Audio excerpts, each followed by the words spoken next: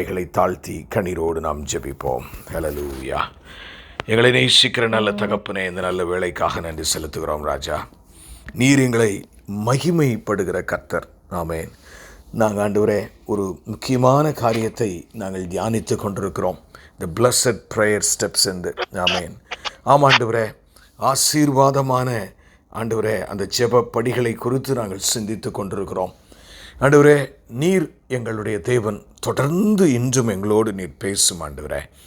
ஜெப வாழ்க்கை என்பதிலே நாங்கள் மிகவும் உறுதியாய் தரித்திருக்கிற வேண்டிய கடைசி காலம். ஆண்டவரே, பெரிய காரியங்களை செய்யும் மீட்பெரும் இரட்சகருமாகிய இயேசு கிறிஸ்துவின் மூலம் ஜெபம் கேளும் எங்கள் ஜீவனுள்ள நல்ல பிதாவே. ஆமேன். பிரியமானவர்களே, இந்த வார்த்தையை கேட்டுக்கொண்டிருக்கிற எல்லோருக்கும் இந்த தலைப்பை முதலாவது சொல்லி ஒரு கேள்வியை நான் கேட்க ஆவியானவர் என்னை ஏவுகிறார். த பிளஸட் ப்ரேயர் ஸ்டெப்ஸ், ஆசீர்வாதமான ஜெபப்படிகள்.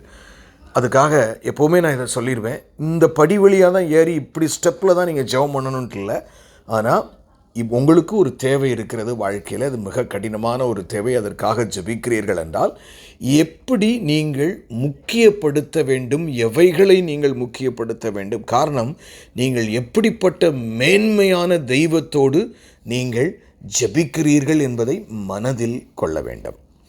இப்போ நம்ம ஜெபத்தை பற்றி நம்ம பார்த்து கொண்டிருக்கிறபடினாலே அதிலும் நாம் முதலாவது என்ன பார்க்குறோம், எவ்வளவு பெரிய ஒரு தெய்வத்தினிடத்தில் பேசுகிற ஒரு வாய்ப்பு உங்களுக்கு கிடைத்திருக்கிறது. ஆமாம். இன்றைக்கி சாதாரண ஒரு கவர்னரோட பேசுகிறதற்கோ, ஏன் ஒரு பேங்க் மேனேஜரோட அவர் கூப்பிட்டு கொஞ்சம் நான் உங்களை மீட் பண்ணலாமான்னு கேட்டால் கூட நம்ம சந்தோஷப்படுவோம் இல்லையா? ஒரு பேங்க் மேனேஜரை கூப்பிட்டு கொஞ்சம் நேரம் நான் உங்களோட டைம் ஸ்பெண்ட் பண்ணலாமா உங்கள் வீட்டில் வந்துன்னு சொல்லி கேட்குற ஏதோ ஒரு உள்குத்து இருக்குது. இருந்தாலும் இந்த அளவுக்கு அந்த மனுஷனாவது கேட்டாரே என்று சந்தோஷப்படுவோம். அப்படி பெரியவர்களோடு பேசுகிற ஒரு வாய்ப்பு கிடைத்தால் பெரும்பாலும் நம்ம மிஸ் பண்ணவே மாட்டோம். ஹல்லேலூயா. ஆமாம். யாராவது மிஸ் பண்ணுவாங்களா? ஆமேன். எவ்வளவு பெரிய காரியம் இருந்தாலும் இன்றைக்கி வரப்போகிறவர் எவ்வளோ பெரியவருங்கிற. இப்போ நீங்கள் வீட்டை விட்டு வெளியே கிளம்புறீங்கன்னு வச்சுக்கோமே, அதான் பிளான். இன்றைக்கி போய் ஒரு துணி எடுக்கணும், எல்லாம் ஒரு ஹோட்டலில் போய் சாப்பிடணும்னு உங்கள் ஃபேமிலியாக பிளான் பண்ணியிருக்கீங்க. அந்நேரம் உங்களுக்கு ஒரு ஃபோன் வருது, நாங்கள் உங்கள் வீட்டுக்கு வரலான்னு நினைக்கிறோன்னு.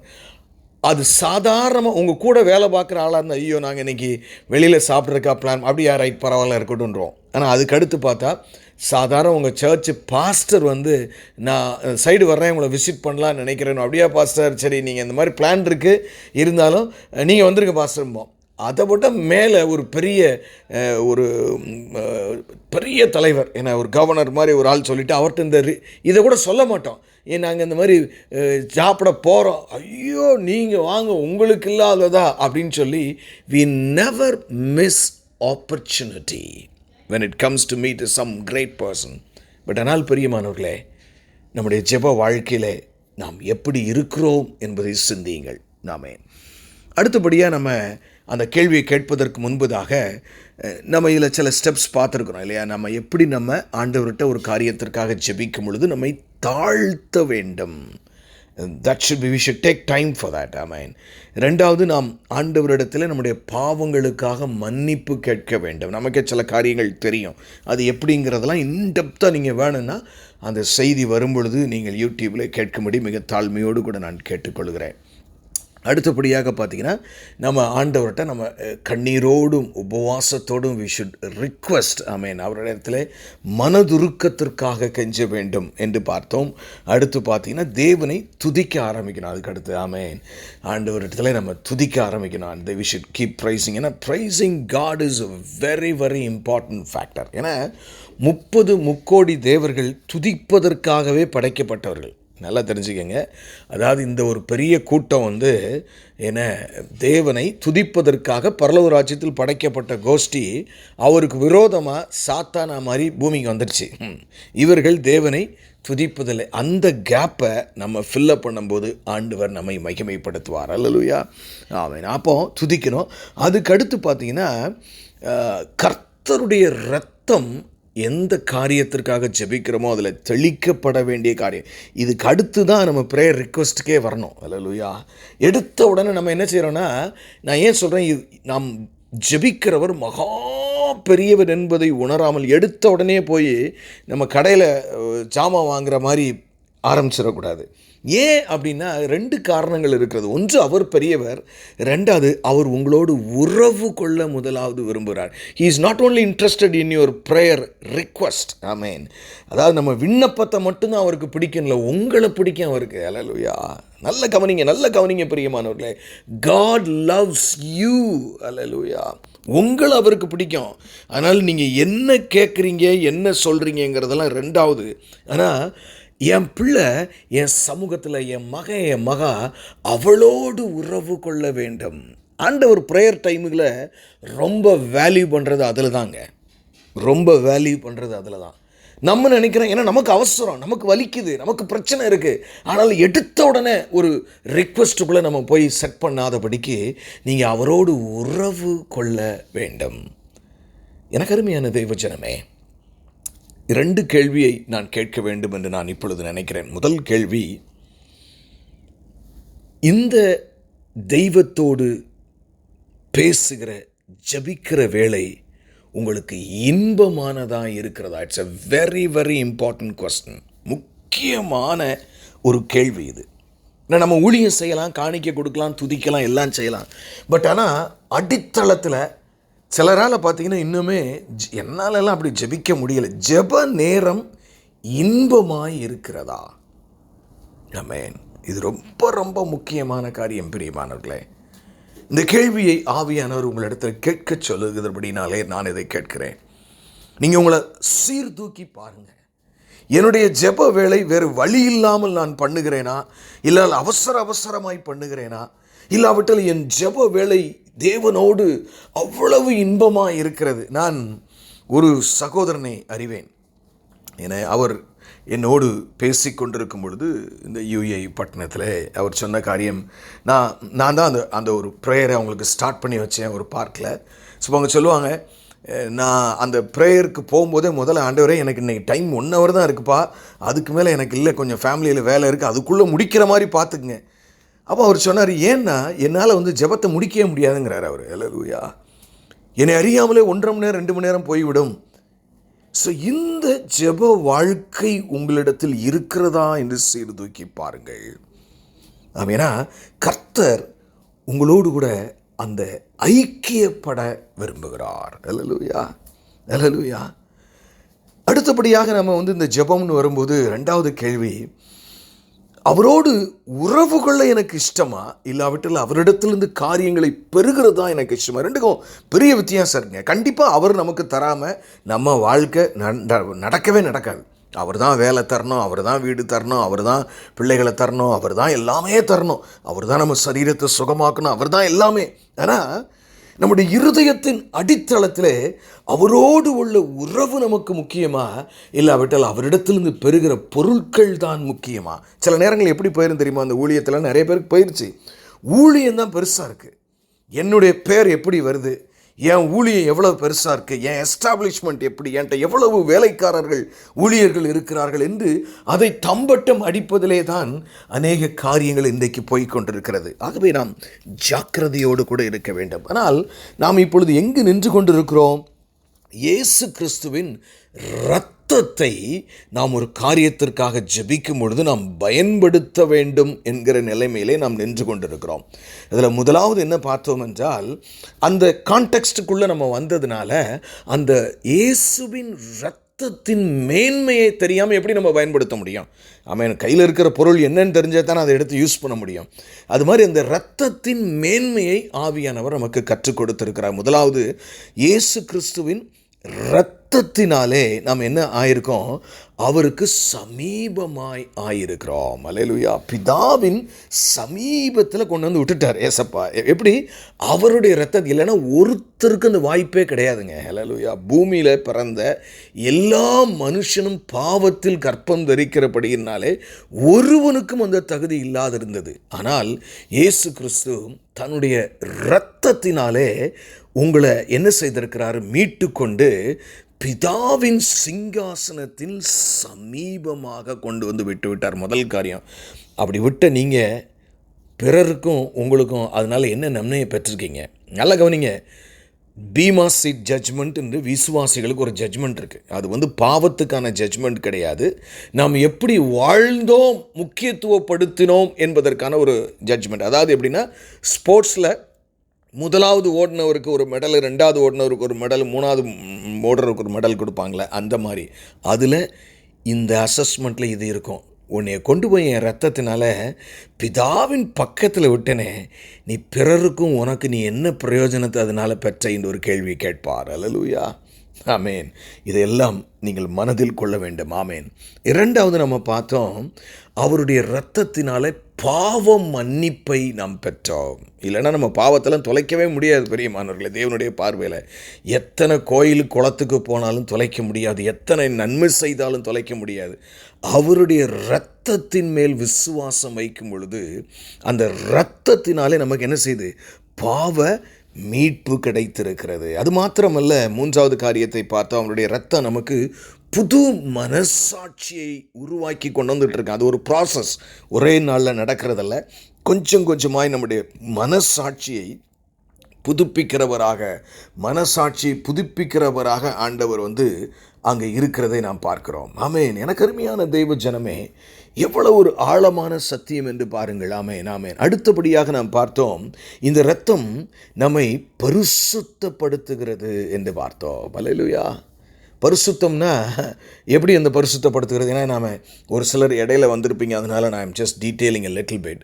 பரிசுத்தப்படுத்துறதுன்னா நீங்கள் உங்கள் முயற்சியால் பரிசுத்தமாக்கப்படலை. அல்லேலூயா, ஆமேன். அந்த ஒரு வசனத்தை கூட நான் உங்களுக்கு வாசித்தால் கூட நலமாக இருக்கு. ஏன்னா கர்த்தருடைய இரக்கம், அவருடைய சிலுவை மரணத்தினாலே நீங்கள் என்ன ஆயிருக்கீங்க? அந்த பரிசுத்தவான்கள். நீங்கள் யாருமே உங்களுடைய நான் ஒரு பயங்கரமான ஆள், நான் அப்படி இல்லை கிடையாது. நீங்கள் எப்படி ஆனாலும் பரவாயில்ல, ஆண்டவருடைய விலையேறப்பெற்ற இரத்தத்தினால் நீங்கள் ரட்சிக்கப்பட்டிருந்தீங்கன்னா கண்டிப்பான முறையில் அவருடைய இரத்தத்தினால் நீங்கள் பரிசுத்தமாக்கப்பட்டிருக்கிறீர்கள். அல்லேலூயா, ஆமேன், ஆமேன். எவ்வளவு பெரிய ஒரு காரியம். ஏன்னா எபிரேயர் 13:12 இப்படி சொல்லுது, அந்தபடியே இயேசுவும் தம்முடைய சொந்த இரத்தத்தினாலே ஜனத்தை பரிசுத்தம் செய்யும்படியாக நகர வாசலுக்கு புறம்பே பாடுபட்டார். அல்லேலூயா. உங்களை பரிசுத்தவான்களை மாற்றுகிறதுக்கு அவருக்கு ஈஸியான வேலை இல்லைங்க. பாடுபட்டு உங்களை பரிசுத்தமாக்கி இருக்கிறார். அப்படிப்பட்ட உங்களுக்கு கிடைச்ச போஸ்ட்டை நீங்கள் நிராகரிக்காதீங்க. நான் ஒன்றுமே இல்லைன்னு சொல்ல. ஏன் பரிசுத்தமாக்கி இருக்கிறார்? அப்படி பிதாவின் சிங்காசனத்துக்கு போகிறதுக்கு அந்த தகுதி வேண்டும். அப்படிப்பட்டவர்கள் தான் பிதாவிடத்திலிருந்து நன்மையை பெற்று ஜனங்களுக்கு கொடுக்க முடியும். நம்ம என்ன நினைக்கிறோம்? நான் ஒரு பரிசுத்தவானே இல்லை. நீங்கள் உங்களில் தானே ஒரு காலமும் பரிசுத்தமாக முடியாது. நான் பரிசுத்தமாக்கப்பட்டது எதனால? நான் நல்லவனாக வாழ்ந்ததுனால இல்லை. எப்படி? புறம்பே நகரத்திற்கு புறம்பே அவர் பாடுபட்டு அதை உங்களுக்கு சம்பாதிச்சு கொடுத்துருக்காரு. அல்லேலூயா. நம்ம எப்படி நம்ம சின்ன பிள்ளைகளாக இருக்கும்போது உங்கள் அப்பா கஷ்டப்பட்டு ஏர்ன் பண்ணுவார். நான்லாம் மோர் தென் 8 hours ஒர்க் பண்ணுவேன். My children were happy at home. அதே மாதிரி நீங்கள் பிதாவின் அந்த பரலோக ராஜ்யத்தில் அவர் சமீபமாய் போவதற்கு அவர் பாடுபட்டு உங்களை பரிசுத்தமாக்கி இருக்கிறார். இல்லையா? அப்போ நம்மளை சொல்லலாம்ல, நான் ஒரு பரிசுத்தவான் என்று சொல்லி. ஆமேன், ஆமேன். பிரியமா, உங்களுடைய தகுதியினால் அல்ல. ஆனால் பரிசுத்தமாக்கப்பட்டதினாலே நாம் என்ன செய்யணுமா? அவரை வெளிப்படுத்துகிற ஒரு வாழ்க்கை நமக்கு இருக்க வேண்டும். போகட்டும், அதை பார்த்தோம். அடுத்தபடியாக நேற்று நம்ம கடைசியை பார்த்த காரியம் என்னது? ஆமேன், ஆமேன், ஆமேன். We are able to conquer Satan through the blood of Jesus. பிசாசு, உங்களுக்கு விரோதமாய் வருகிற பிசாசின் தன்மைகளை எதிர்த்து நிற்கிற ஆயுதங்கள் 2ல் 1 கர்த்தருடைய இரத்தம். நிறைய பேர் கர்த்தருடைய இரத்தம் என் பாவத்தை மன்னிக்குங்கிறதோட நிப்பாட்டியிருக்காங்க. ஆமேன். பிசாசு அதற்கான ஆதாரபூர்வமான வசனங்களை எல்லாம் வெளிப்படுத்தல் 12:11 நாம் கற்றுக்கொண்டோம். ஆமேன். இன்றைக்கு மற்றும் ஒரு காரியத்தை நாம் சுருக்கமாக கற்றுக்கொள்ள போகிறோம். அல்லேலூயா. அவருடைய இரத்தம் 6வதாக நம்முடைய வாழ்க்கையிலே என்ன நன்மைகளை நம்முடைய ஆன்மீக வாழ்க்கையில் செய்கிறது என்று பார்க்கும் பொழுது, we are redeemed through his blood. redeemedனா என்ன? மீட்கப்பட்டிருக்கிறோம். பிரியமானவர்களே, அல்லேலூயா. மீட்கப்பட்டிருக்கிறோம். அல்லேலூயா. முதலாவது நான் அந்த வசனத்தை வாசித்து விட்டு அதற்கு பின்பு அவனுடைய விளக்கங்களுக்கு நேராய் மற்ற வசனங்களுக்கு நேராய் நாம் கடந்து செல்வோம். இது கர்த்தருடைய வார்த்தை. ஆகவே மிக கவனத்தோடு நீங்கள் காத்திருக்கும்படி மிக தாழ்மையோடு நான் கேட்டுக்கொள்கிறேன். கர்த்தருடைய வார்த்தையை நான் உங்களுக்கு வாசிக்கிறேன். 1 பேதுரு 1ஆம் அதிகாரம் 18-19 வசனத்தை நான் உங்களுக்கு வாசிக்கட்டும். 1 பேதுரு 1ஆம் அதிகாரம் 18ஆம் அதிகாரம் 18ஆம் வசனம், மன்னிக்கும் 19ஆம் வசனம். உங்கள் முன்னோர்களால் பாரம்பரியமாய் நீங்கள் அனுசரித்து வந்த வீணான நடக்கையினின்று அழிவுள்ள வஸ்துக்களாகிய வெள்ளியினாலும் பொன்னினாலும் மீட்கப்படாமல் குற்றமில்லாத மாசற்ற ஆட்டுக்குட்டியாகிய கிறிஸ்துவின் விலையேறப்பெற்ற இரத்தத்தினாலே மீட்கப்பட்டீர்கள் என்று அறிந்திருக்கிறீர்களே. அல்லேலூயா. எப்படி, எதில் மீட்கப்பட்டிருக்கீங்க? கிறிஸ்துவனுடைய விலையேறப்பெற்ற இரத்தத்தினாலே மீட்கப்பட்டீர்களே.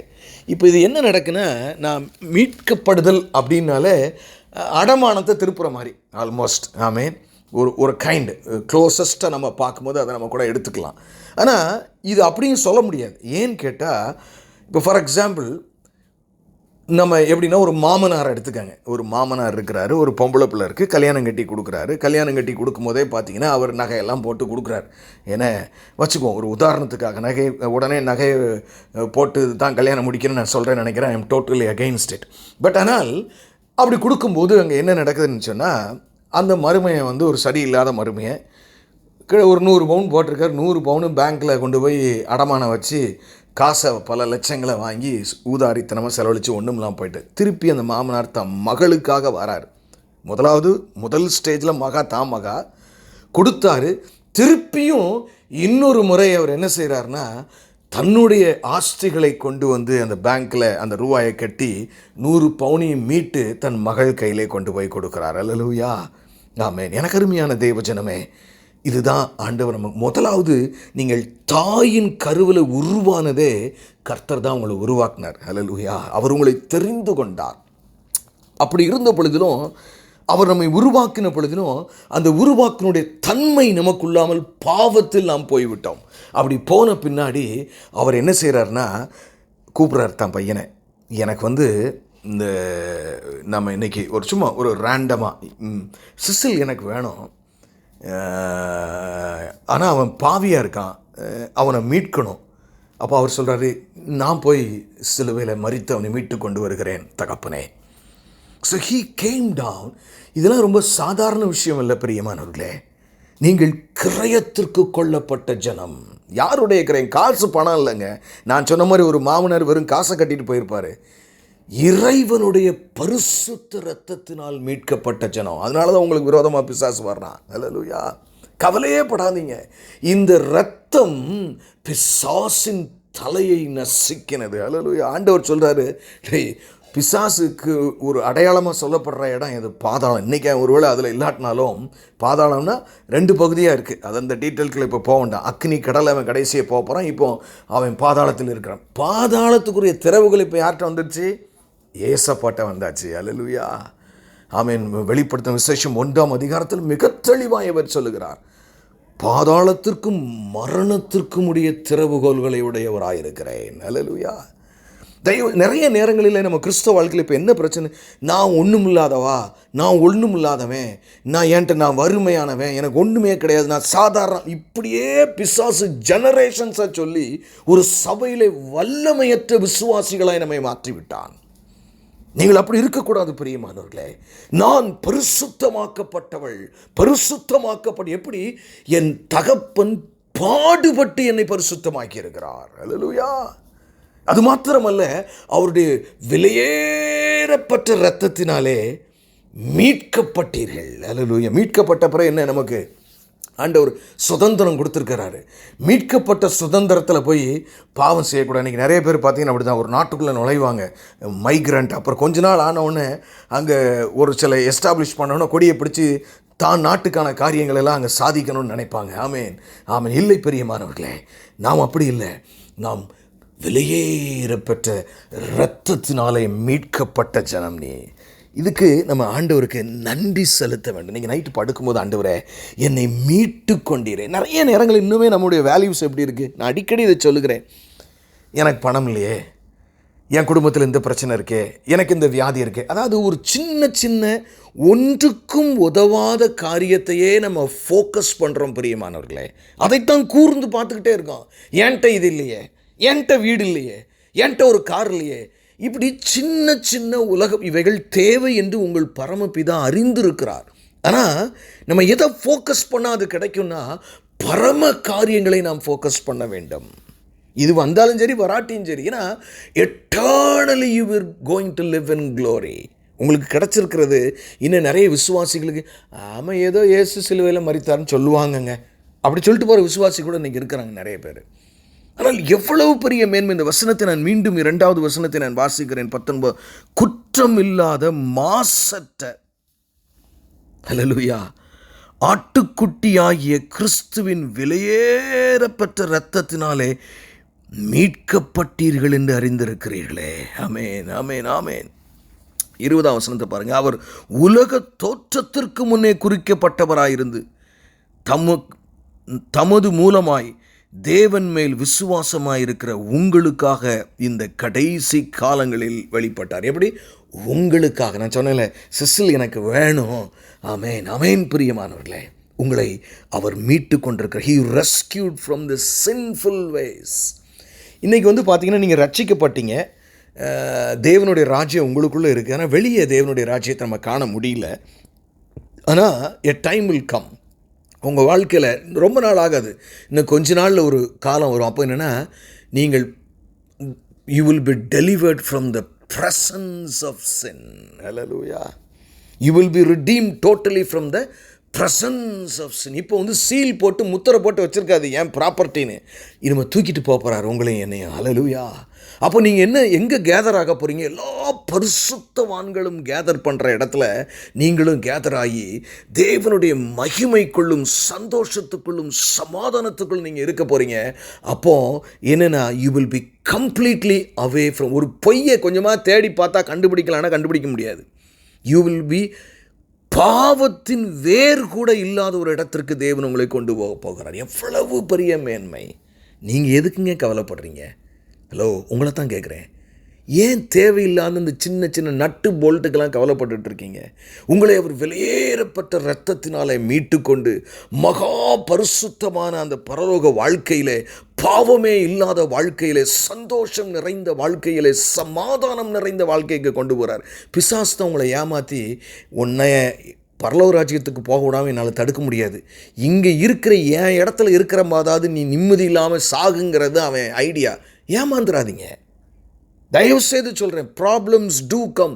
கிறிஸ்தவ அல்லாத சில ஜனங்களை குறித்து நமக்கு என்ன, அவங்க சொத்து வாங்கினா சந்தோஷமாக இருப்பாங்க, வியாதி குணமானால் சந்தோஷமாக இருப்பாங்க, நல்ல அட்மிஷன் கிடைச்சா சந்தோஷமாக இருப்பாங்க, பிள்ளை பிறந்தால் சந்தோஷமாக இருப்பாங்க, கஷ்டங்கள் வந்தால் துன்பமாக இருப்பாங்க.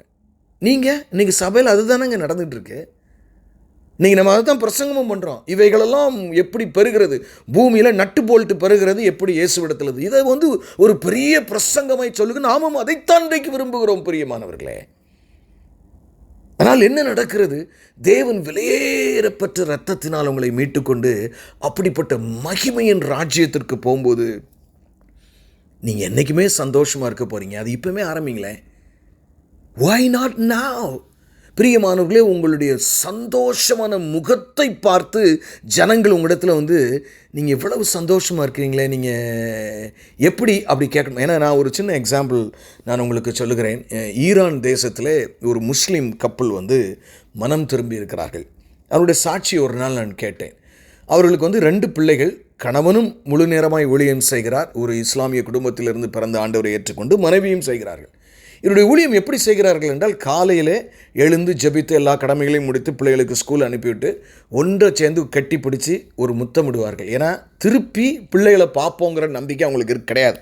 என்ன, பிள்ளைகளுக்கு என்னமோ ஆகலாம், இவங்களுக்கும் என்னமோ ஆயிடலாம். ஸோ அதுதான் அவங்க சிச்சுவேஷன். பாருங்கள் எப்படி சிச்சுவேஷன் பாருங்கள். நீங்களாம் அப்படி இருந்தால் எந்த முகத்தோடு நீங்கள் இருப்பீங்க? அடிச்சு புறன்னு ஓடி வந்துடுவோம் நம்ம.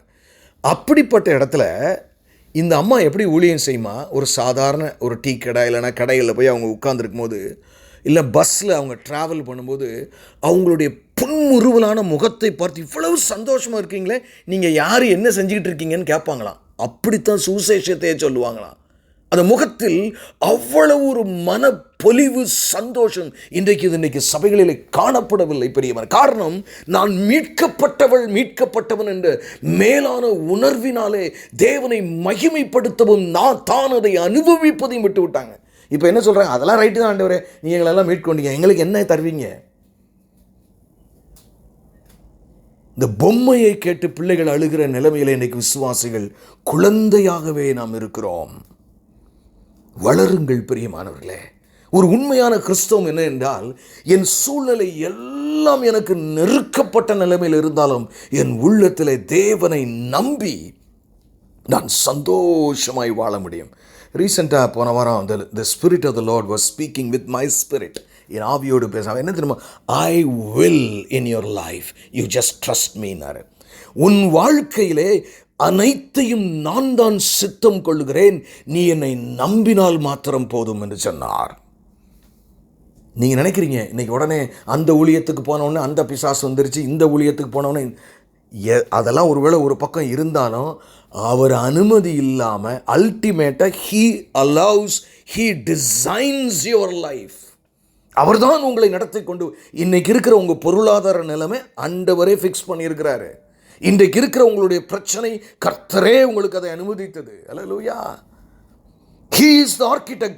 அவருடைய பிள்ளையை நீங்கள் இருக்கும்போது அவன் இஷ்டத்துக்கு பந்தாடுகிறதற்கு அவர் விடுகிறதில்லை பிரியமா. யோசித்து பாருங்க, தன் ஜீவனையே கொடுத்து உங்களை ரத்தத்தினால மீட்டுட்டு எவனாலும் போய் அவனை அடிச்சுக்கங்கடா நான் விடுவார் ஆண்டவர். Just imagine. எனக்கு அருமையானவர்கள், ஒரு சின்ன ஒரு எக்ஸிபிஷனுக்கு இங்கே போயிருக்கீங்க, 1000 குழந்தைகள் அதில் விளையாடி கொண்டிருக்கிறதால் அங்கே ஒரு எமர்ஜென்சின்னு வந்து முதல்ல எந்த குழந்தையை நீங்கள் தூக்குவீங்க? உங்கள் குழந்தையை தான் நீங்கள் தூக்குவீங்க, பாதுகாப்பீங்க. So kindly understand the reality of Christian life. இதை குறித்து தான் நாம் சந்தோஷப்பட வேண்டும். அப்படி நீங்கள் எல்லாரும் எந்த துன்பம் கொடுத்தாலும் சந்தோஷமாக ஆக ஆரம்பிச்சிட்டிங்கன்னு வைங்களேன். இயேசு கிறிஸ்துவை சோதிக்கிறத ஒரு காலத்தில் அடித்து பார்த்தேன். இங்கே ஒன்றும் நம்ம பப்பு வேகாதுன்னு நிப்பாட்டிட்டான். பிசாசு இயேசு கிறிஸ்துவை விட்டு கொஞ்ச காலம் விலகி போனான் என்று சொல்லப்பட்டிருக்கிறது. வேதம் என்ன சொல்லுது? நீங்கள் பிசாசுக்கு எதிர்த்து நிற்க வேண்டுமா? எப்படி? இப்படி தான் நீங்கள் போய் சட்டையாக பிடிக்க முடியும்? நீ என்ன துன்பத்தை கொண்டு வந்தாலும் நான் என்றென்றைக்கும் சந்தோஷமாக பரலோக ராஜ்யத்திலே நான் மீட்கப்பட்டவன் என்று இருக்க போகிறபடினாலே நான் என் மனதில், நல்ல தெரிஞ்சுக்கங்க, நிறைய பேர் ஃபெயிலியர் ஆகிறதே கிறிஸ்தவ வாழ்க்கையில் தன் சிந்தனையை கிறிஸ்து இயேசுவுக்குள் சிறைபிடிக்கிறதில்லை. அதுதான் நம்ம நேற்று ரொம்ப ஆழமாய் பார்த்தோம். கொரிந்தியரில் மிக தெளிவாக இருக்கிற 2 கொரிந்தியரில் எனக்கு அருமையான உங்கள் சிந்தையை நான் இப்படித்தான் சந்தோஷமாக தான் சிந்திப்பேன், நான் விசுவாசமாக தான் சிந்திப்பேன், எனக்கு என்ன சூழ்நிலை இருந்தாலும் பரவாயில்ல.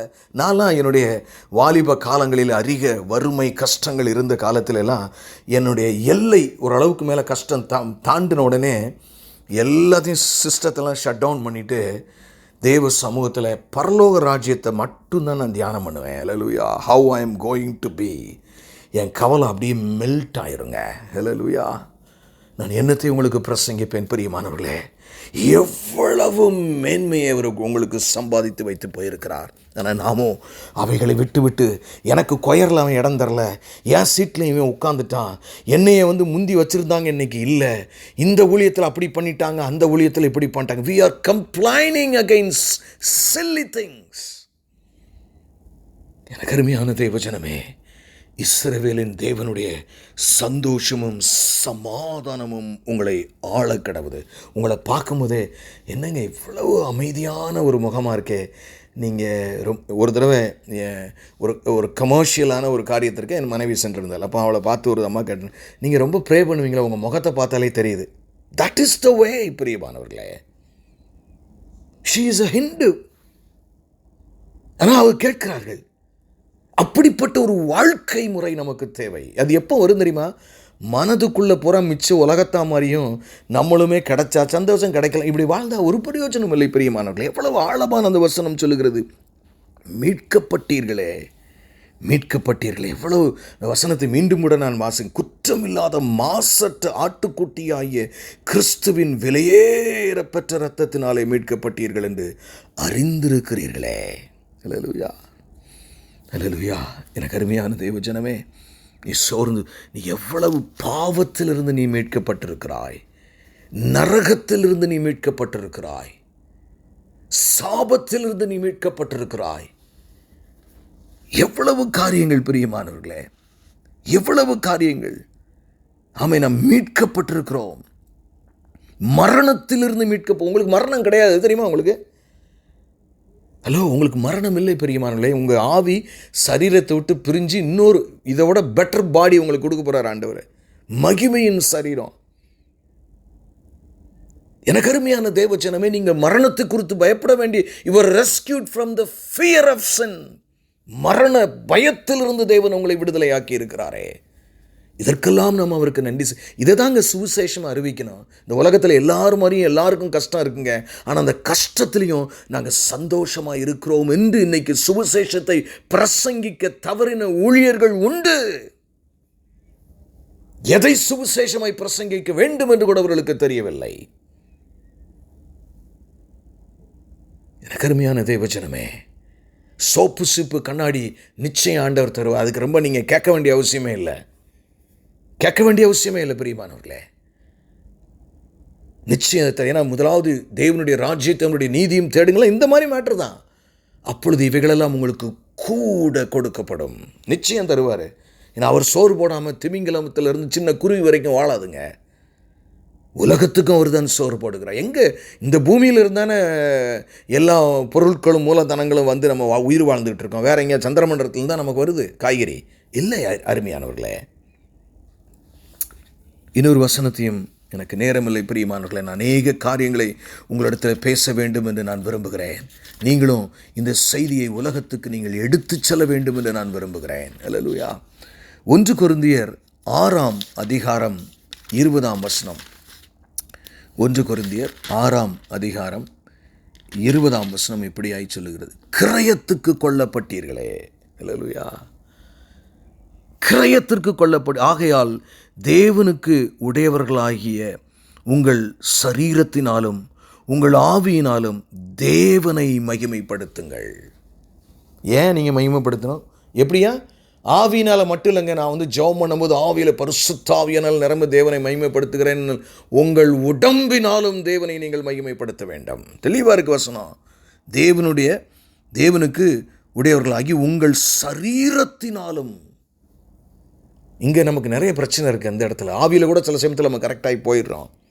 சரீரத்தினாலே ஏன் நம்ம அவரை மகிமைப்படுத்தணுமா? கிரயத்துக்கு கொல்லப்படு. அதான் நல்லா தெரிஞ்சுக்கங்க, நமக்கு ரொம்ப ஒரு ஃப்ரீடம் கொடுத்துருக்கிறார். அதனால் நம்ம வாழ்க்கை ஏதோ நம்ம வாழ்க்கை மாதிரி அவர் உதவி செஞ்சால் போதும்னு நினைக்கிறார். அவர் என்ன நினைக்கிறாருன்னா, உன் வாழ்க்கையே என்னுடைய இதுங்கிறாரு. அல்லேலூயா. உனக்கு என்னடா, ஒரு கார் திடீர்னு அது பேச ஆரம்பிச்சு, என்னை ஓவரை தொந்தரவுப்படுத்துகிற நீ அப்படி ஒரு கார் பேச ஆரம்பிச்சுன்னு வைங்களேன், என்ன அதுதான் நம்ம நிலைமை இன்னைக்கு. ஆனால் கடவுள் அன்புள்ளவர். இறைவனுடைய அன்பு நமக்கு இருக்கிறது. சுதந்திரம் சுயாதீனம் நமக்கு கொடுத்துருக்கிறார். ஆனால் ஆண்டவர் கேட்குறா, டேய் உன்னை கிரயத்துக்கு கொண்டிருக்கேன்டா, எனக்காக இந்த ஒரு சின்ன பாடப்படக்கூடாதா? எனக்காக நீ சுவிசேஷம் சொல்ல வெளியே போகக்கூடாதா? எவ்வளோ வெட்கப்படுறோம். ஒரு ட்ராக்ஸ் கொடுக்க வெட்கப்படுறோம், ஒரு பைபிள் கொடுக்க வெட்கப்படுறோம், ஒரு சுவிசேஷம் சொல்கிறதுக்கு வெட்கப்படுறோம். எவ்வளவு காரியங்களுக்காக வெட்கப்பா. எனக்கு வேலை போயிடும். பிரியமானவர்களே, அன்றைக்கு முதல் நூற்றாண்டிலே பேரண்ட்ஸுக்கு முன்னாடி பிள்ளைகளை சிங்கத்திற்கு தூக்கி போடும் பொழுது அவர்கள் சந்தோஷத்தோடு இருந்தார்கள். எப்படி சுவிசேஷம் பரவச்சு தெரியுமா? ரோம ஆட்சியில் இவங்க குவிக்க கிறிஸ்டியானிட்டி கூடிக்கிட்டே இருந்துச்சு. என்ன காரணம் தெரியுமா? அதுதான் பப்ளிசிட்டியே. என்னடா இவங்க பிள்ளைகளை போடுற, அவன் அவ்வளவு சந்தோஷமாக விட்டுக்கிட்டு ஒன்றும் செய்யாமல் இருக்கானே, அப்போ இவர்கள் என்ன நம்புகிறார்கள், இவர்களுக்குள் என்ன நடக்கிறது என்று எல்லாரும் தேடி வர ஆரம்பித்தார்கள். பிரியமானவர்களே, what is happening to them? In spite of their problems, they are exceedingly happy. Why? நீங்கள் சிந்திக்க கர்த்தர் உங்களை அழைக்கிறார். கிரயத்திற்கு கொல்லப்பட்டீர்களே, கிரயத்திற்கு கொல்லப்பட்டீர்களே பிரியமானவர்களே. அல்லேலூயா. எனக்கு அருமையான தேவஜனமே, நாம் கிரயத்திற்கு கொல்லப்பட்டிருக்கிறோம். 1 கொரிந்தியர் 7ஆம் அதிகாரம் 23ஆம் வசனம் இப்படியாய் சொல்கிறது. 1 கொரிந்தியர் 7ஆம் அதிகாரம் 23ஆம் வசனம். நீங்கள் கிரயத்துக்கு கொள்ளப்பட்டீர்கள், மனுஷருக்கு அடிமைகளாகாதிருங்கள். அல்லேலூயா. இன்றைக்கி வேலைக்கு அடிமை ஆகிட்டோம், வியாபாரத்துக்கு அடிமை ஆகிட்டோம், எதுக்கும் அடிமை ஆகிட்டாங்க. ஆனால் ஆண்டவர் சொல்கிறாரு, நான் உன்னை கிரயத்துக்கு வாங்கியிருக்கேன், நீ என்னுடையவள், என்னுடையவன், நீ வேறு எதுக்கும் அடிமை ஆகாதே என்று சொல்லுகிறார். எனக்கு அருமையான தேவச்சனமே, எவ்வளவு உங்களை எதிர்பார்க்குறாருன்னு பாருங்களேன். How much God is expecting from you. நீ ஏன் மகன், நீ ஏன் மகன், நான் உன்னை என் ரத்தத்தை கொடுத்து வாங்கியிருக்கிறேன். உங்களை ஒருத்தர் வாங்கிட்டாருங்க, நல்லா தெரிஞ்சுக்கிங்க. உங்களை இன்னொருத்தர் வாங்கிட்டார், அவர் பேர் தான் இயேசு கிறிஸ்து. அல்லேலூயா. அவருக்கு ஊழியம் செய்யுங்க, அவருக்காக தியாகமாய் வாழ ஒப்பு கொடுங்க. துன்பங்கள் வந்த பொழுதிலும் சந்தோஷமாய் வாழுங்க. இதற்காகவே நீங்கள் அழைக்கப்பட்டீர்கள் பிரியமானவர்களே. ஆமென். இதற்காகவே நீங்கள் அழைக்கப்பட்டீர்களே. எவ்வளவு பெரிய காரியம். கலாத்தியர் 1ஆம் அதிகாரம் 4ஆம் வசனம் இப்படியாய் சொல்லுது. கலாத்தியர் 1ஆம் அதிகாரம் 4ஆம் வசனம். அவர் நம்மை இப்பொழுது இருக்கிற பொல்லாத பிரபஞ்சத்தினின்று விடுவிக்கும்படி நம்முடைய பிதாவாகிய தேவனுடைய சித்தத்தின்படியே நம்முடைய பாவங்களுக்காக தம்மை தாமே ஒப்பு கொடுத்தார். எப்படியா? இந்த பிரபஞ்சத்தின் பிசாசு எங்கே பார்த்தாலும் டீமோனிக் ஸ்பிரிட்ஸ், இருள், அசுத்தம், பாவம், இதிலிருந்து உங்களை மீட்டிருக்கிறாருங்க. அல்லேலூயா. கண்களை மூடி நாம் ஜெபிப்போம். எங்களை நேசிக்கிற நல்ல தகப்பனே, you redeemed us Lord, you redeemed us. ஆண்டவரே, எவ்வளவு பெரிய காரியமானால் நாங்கள் இன்றைக்கு அதை உணராதிருக்கிற எங்களை நீர் மன்னிக்கும்படியாக ஜெபிக்கிறோம். ஆண்டவரே, மன்னிக்கும்படியாக எங்களோடு கூட நீர் இடைபடும் அப்பா. பெரிய காரியங்களை செய்யும். இந்த வார்த்தையை கேட்டுக்கொண்டிருக்கிற ஆண்டவரே, இனிமேல் பல வழிகளிலே கேட்க இருக்கிற ஒவ்வொருவரோடும் நீர் இந்த வார்த்தையின் ஆழத்தை கொண்டு நீர் பேசும்படியாக ஜெபிக்கிறோம். உங்களுடைய ரத்தம் எங்களை கிரயத்திற்கு மீட்டிருக்கிறதப்பா. அதற்காக நன்றி செலுத்துகிறோம். இயேசு கிறிஸ்துவின் மூலம் ஜெபம் கேளும் எங்கள் ஜீவனுள்ள நல்ல பிதாவே.